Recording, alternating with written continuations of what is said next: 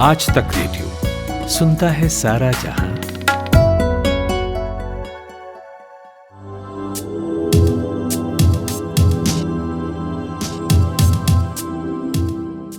नमस्कार, ये है आज तक रेडियो का स्पेशल शो कोरोना कवरेज। मेरा नाम है खुशबू। इस स्पेशल पॉडकास्ट सीरीज में हम लाते हैं दुनिया भर की कोरोना से जुड़ी अपडेट्स, कहाँ क्या नई स्टडी हुई है, कहाँ कोरोना के मरीज घटे हैं बढ़े हैं, इस बीमारी की रोकथाम के लिए दुनिया के किस कोने में क्या कोशिशें जारी हैं, ये सब कुछ आपको मिलेगा। दुनिया भर के साइंटिस्ट, डॉक्टर्स और मेडिकल स्पेशलिस्ट रिसर्च कर के थक चुके हैं और पर इस बीमारी का कोई पक्का तोड़ नहीं मिल पा रहा। जब लगता है कि कोरोना की रफ्तार कम हो गई है, उसी समय कोविड और खतरनाक वेरिएंट के साथ हमला कर देता है। अब ब्राजील को ही ले लीजिए। जैसे जैसे वहाँ के स्थानीय लोगों को ये लग रहा था कि अब कोविड ठंडे बस्ते में पहुंचने वाला है, वैसे ही कोरोना ने बैकफायर करते हुए ब्राजील को एक बार फिर से भारी संकट में डाल दिया है। न्यूज़ एजेंसी रॉयटर्स की रिपोर्ट कहती है कि एक दिन के अंदर अंदर ब्राजील में 150,000 कोविड केस सामने आए हैं। अब जब बीमार होने वालों की तादाद इतनी है तो लाजमी सी बात है कि मरने वालों की संख्या भी ज़्यादा ही होगी। आए दिन ब्राज़ील में 500 से ज़्यादा लोग कोविड के चलते अपनी जान गंवा रहे हैं।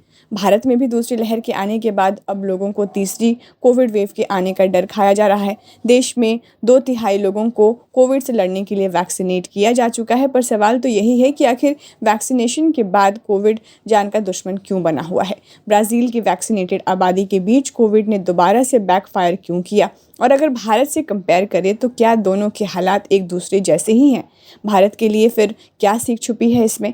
इन्हीं सब सवालों के जवाब के लिए मैंने बात की उजाला सिग्नस ग्रुप ऑफ हॉस्पिटल के founder and director doctor Sachin Bajaj से। बहुत बहुत स्वागत है डॉक्टर सचिन बजाज आपका आज तक रेडियो पर और इस पॉडकास्ट में कोरोना कवरेज में। बहुत बहुत धन्यवाद खुशबू जी। बहुत बहुत धन्यवाद मुझे बुलाने के लिए और ये डिस्कशंस के लिए, जो कि मुझे लगता है हमारी कम्युनिटी के लिए बहुत जरूरी है। ये नॉलेज, अवेयरनेस और बिहेवियरल चेंज जो कि फाइनली हमें कोरोना से निजात दिलाएंगे। जी, तो डॉक्टर आज हम वही ब्राज़ील के ऊपर बात करेंगे। वहाँ पे जिस तरीके से अचानक से सर्ज देखने को मिला है कोरोना केसेस को लेकर, तो वहाँ पर जो अचानक से ये सर्ज दिखा है और जिस तरह के हालात अभी ब्राज़ील में हैं, उसके पीछे आप क्या वजहें देखते हैं? क्या कोई ख़ास प्रकार का म्यूटेंट है या फिर कोई वहाँ पे लापरवाहियाँ बरती जा रही हैं जिसकी वजह से ये केसेस जो हैं अचानक से इतने सर्ज दिखा रहे हैं? देखिए खुशबू जी, हमें दो तीन चीजें समझनी होंगी। एक तो ब्राजील में जो पिछले 1-2 दिन में ह्यूज सर्ज दिखाई दिया है, वो मोस्टली स्टेटिस्टिकल सर्ज है, एक्चुअल सर्ज नहीं है। उनकी जो नेशनल ऑर्गेनाइजेशन है उसने कुछ चेंजेस किए थे रिपोर्टिंग इंफ्रास्ट्रक्चर में, जिसकी वजह से पिछले पूरे साल के केसेस उन्होंने इकट्ठे रिपोर्ट किए हैं, कुछ जो मिस आउट हो गए थे। तो वो नंबर तो थोड़ा मिसलीडिंग है और उसके लिए हमें चिंता नहीं करनी चाहिए। But it doesn't take away from the fact कि Brazil has been one of the most affected country. सबसे ज्यादा उसमें प्रॉब्लम्स रही हैं, मैनेजमेंट के लिए बहुत वहाँ इश्यूज हुए हैं। काफी लोगों ने मैनेजमेंट को क्रिटिसाइज भी किया है। इनफैक्ट प्रेसिडेंट साहब को पर्सनल लेवल तक काफी क्रिटिसिज्म का सामना करना पड़ा है ड्यू टू कोविड मिसमैनेजमेंट। तो हमें उनसे काफी सीखने देखने को मिलती हैं। एक तो ये है कि vaccination is not the only answer. सिर्फ वैक्सीनेशन के बाद ऐसा नहीं है कि हम लोग बिल्कुल सेफ हैं और हमें कुछ नहीं होगा। ये हमने सिर्फ ब्राजील से नहीं, हमने ये यूएस से भी सीखा है, इजराइल से भी सीखा है, यूके से भी सीखा है कि बहुत हाई लेवल ऑफ वैक्सीनेशन के बाद भी अगर वायरस म्यूटेट करता है तो वो वापस एक वेव बनाना शुरू कर देता है। दूसरा हम ये सीख रहे हैं कि कोरोना का अंत बहुत नजदीक नहीं है अनफॉर्चुनेटली। अगर कोई सोच रहा है कि कोरोना खत्म हो जाएगा या बस अभी 1-2 महीने और बचे हैं, दिसंबर में हम सब वैक्सीनेट हो जाएंगे तो उसके बाद कोरोना नहीं रहेगा, ये अनफॉर्चुनेटली सच नहीं है। इसके साथ हमें जीना ही होगा। एंडेमिक फेज में ये आ चुका है और इसके सर्जेस, पीक्स और लल्स आते रहेंगे, हिल्स एंड वैलीज बनती रहेंगी अगले कुछ महीनों तक या अगले कुछ सालों तक भी हो सकता है। तो हमें एक कोविड अप्रोप्रिएट बिहेवियर अपनी लाइफ में परमानेंटली इनग्रेन करना होगा।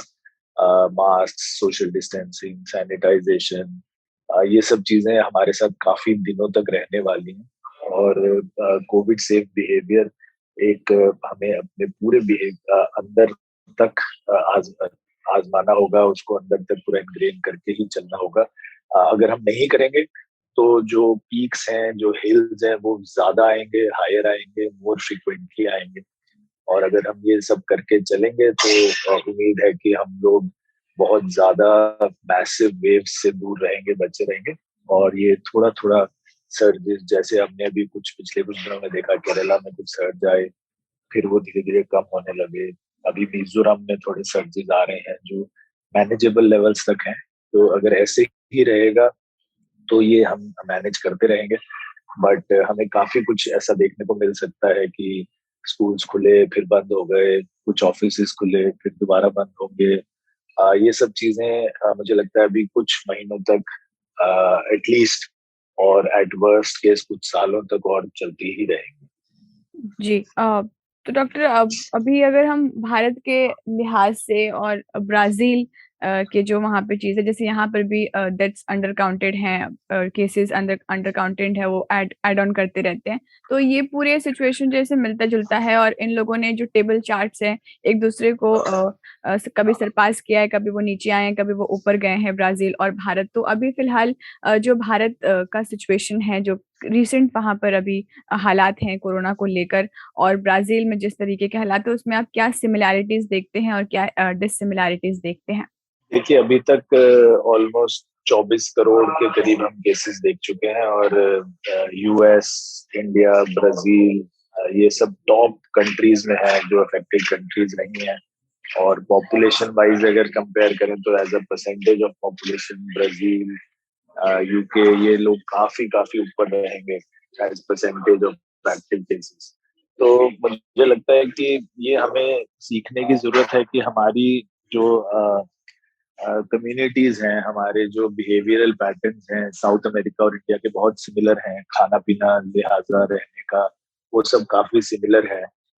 बट फॉर्चुनेटली मुझे लगता है कि इंडिया में मैनेजमेंट काफी बेटर रही है ऑफ कोविड। वैक्सीनेशन ड्राइव हमारी बहुत ज्यादा तेज चल रही है आजकल, थैंक गॉड। पहले शुरू में तो काफी लग रहा था कि धीरे धीरे हो रहा है, बट अब हम काफी दिनों देख रहे हैं कि मैनी डेज 1 करोड़ से ज्यादा हम केसेस वैक्सीनेट कर रहे हैं। तो ये सब चीजें मुझे लगता है कि काफी फायदेमंद रहेंगी गन, और हमें और सीखने की जरूरत है कि जैसा मैंने पहले भी कहा, in spite of vaccination, Covid appropriate behaviour, बच्चों को ये सिखाना कैसे बिहेवियर है, क्योंकि वो लोग अभी अनवैक्सीनेटेड हैं। हमें आगे देखना होगा कि कहीं ऐसा ना हो कि कोई वायरस म्यूटेट करके न्यू बॉर्न्स पे इफेक्ट करने लगे, छोटे बच्चों पे इफेक्ट करने लगे। तो उन बच्चों को भी सबको कोविड अप्रोप्रिएट बिहेवियर शुरू से सिखाना, ये सब चीजें बहुत जरूरी रहेंगी टू मेक श्योर कि हम लोगों को वापस वैसी खतरनाक वेव ना देखनी पड़े जो हमने अप्रैल और मई में देखी। जी। सर, अभी फेस्टिवल्स भी पास में हैं, त्योहारी सीजन पास में है, और पिछली बार भी जब ये त्योहारी फेस्टिवल सीजन आया था, तो उस वक्त भी कुछ ऐसे ही हमने लापरवाहियां की, और फिर हमें दूसरी लहर के रूप में वो चीजें देखनी पड़ी। तो अभी फिलहाल के त्योहारी सीजन में, और जिस तरीके से बाकी देश दुनिया के जो हालात अभी कहते हैं, ब्राजील, अमेरिका में भी केसेस बढ़ रहे हैं, इसराइल में भी, वो भी लिस्ट में शामिल हो गया है। तो इन सब को देखते हुए भारत को अभी फेस्टिवल सीजन के तौर पर क्या चीजें करने की जरूरत है? कि खुशबू जी, भारत में हम जितने जोशो खरोश से फेस्टिवल मनाते हैं, जितना हर्षोल्लास से सारे त्योहार मनाए जाते हैं, मुझे नहीं लगता किसी भी देश में या किसी भी रीजन में इतनी हर्षोल्लास से, इतने जोश से कोई अपने त्योहार मनाता है। लेकिन इस बार हमें थोड़ा ध्यान रखना है पिछले साल की तरह ही कि हम लोग जब फेस्टिवल्स में जाएं तो मास्क हमेशा पहने रहें, सोशल डिस्टेंसिंग की कोशिश करें। मैं मानता हूँ इंडिया में सोशल डिस्टेंसिंग रखना बहुत मुश्किल है, क्योंकि लोगों की भीड़ हर जगह बहुत ज्यादा होती है। लेकिन एटलीस्ट बेसिक चीजें रखें अपने। मास्क कभी नाक से नीचे ना उतारें, हाथों को लगातार सैनिटाइज करते रहें। Traditional ways of greeting employ करें, जैसे कि नमस्कार, हाथ मिलाने और गले मिलने से लोगों से थोड़ा कतराएं। एटलीस्ट फिजिकल टचिंग ना करें। अगर आप बहुत ज्यादा 6 फुट दूर नहीं खड़े हो सकते तो अननेसेसरीली किसी को छूए ना, या किसी को अपने शरीर को ना छूने दें। सरफेसेस को अननेसेसरीली ना छुएं, जैसे रेलिंग्स या टेबल टॉप्स, जब तक बहुत जरूरी ना हो। और सबसे इम्पोर्टेंट है कि अगर आप प्लान कर रहे हैं फेस्टिवल्स में ज़्यादा पार्टिसिपेट करने का, तो अपनी वैक्सीनेशन स्टेटस को ज़रूर फुली कंप्लीटेड रखें। जल्दी से जल्दी वैक्सीन लगवाएं, सेकेंड डोज भी। फर्स्ट डोज तो देखिए 66 करोड़ लोगों को इंडिया में लग चुकी है, पर सेकेंड डोज अभी सिर्फ 23 करोड़ को लगी है। तो कोशिश करें कि जल्दी से जल्दी अपनी सेकेंड डोज भी पूरी करवा लें और उसके बाद ही फेस्टिवल्स में पार्टिसिपेट करें।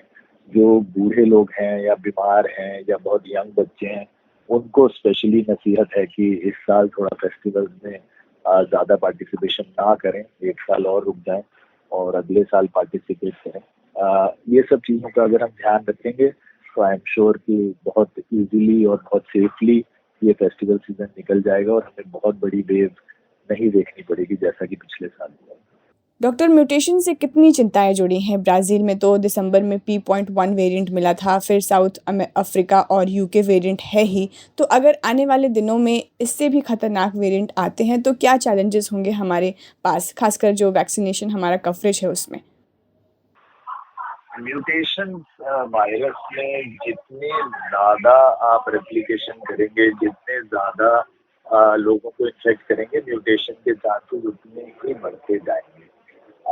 और ये इन्फेक्शन को रोकने का एक ही तरीका है, जैसा मैंने कहा, मास्क, सोशल डिस्टेंसिंग और सीवियर इन्फेक्शन को रोकने के लिए वैक्सीनेशन। पर अगर ये वायरस और ज़्यादा फैलता गया तो इसमें म्यूटेशन के चांसेस डेफिनेटली बढ़ते जाएंगे। देखिए, हर वायरस में रेप्लिकेशन में प्रूफ रीडिंग होती है कि जब वो वायरस रेप्लिकेट करे तो वैसे का वैसा ही नया वायरस बने, उसमें कुछ चेंजेस ना आए जिससे उसको खुद को भी डैमेज ना हो।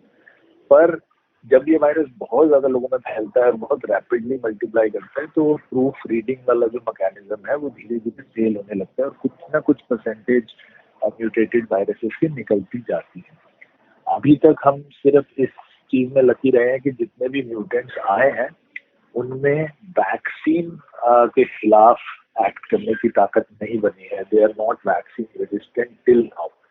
बट अगर ये म्यूटेशन कंटिन्यू रही और हमारी किस्मत खराब हुई तो ऐसा एक म्यूटेंट जरूर निकल सकता है जिस पर वैक्सीन की असर बिल्कुल नहीं होगा।